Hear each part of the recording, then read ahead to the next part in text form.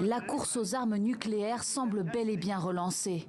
Ce jeudi, quelques minutes avant son face-à-face avec le leader chinois Xi Jinping à Busan, en Corée du Sud, Donald Trump annonce la reprise des tests nucléaires américains.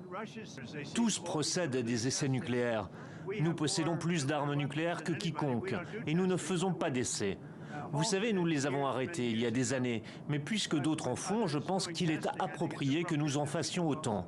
Washington affirme que cette mesure est urgente et nécessaire, car la Russie et la Chine pourraient bientôt avoir de meilleures capacités nucléaires que les États-Unis. D'après l'Institut international de recherche sur la paix de Stockholm, 12 241 ogives étaient recensées en janvier 2025. 5 449 d'entre elles appartiendraient à la Russie, 5 277 aux États-Unis et 600 à la Chine. Le vice-président américain estime également que cette mesure permettra de s'assurer du bon état de son arsenal.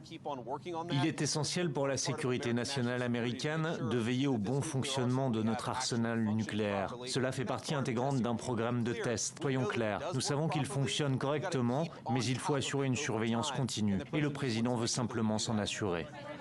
Les États-Unis ont arrêté leurs essais nucléaires en 1992 après des incidents ayant choqué l'opinion publique. Dans la foulée, Washington a signé le traité d'interdiction complète des essais nucléaires. Cette annonce s'inscrit avant tout dans une démonstration de force adressée à Moscou et à Pékin, selon cette experte. Ce que fait Trump ici, c'est quelque chose de similaire à ce que font les Russes. Il profère cette menace et il la conditionne à ce que font ses adversaires. Il y a donc une certaine forme de représailles et nous devons vraiment veiller à ce que cela ne dégénère pas. L'annonce de Donald Trump est également une réponse aux récentes manœuvres de la Russie. En début de semaine, Vladimir Poutine a annoncé l'essai final du missile Bourevestnik, selon lui d'une portée illimitée.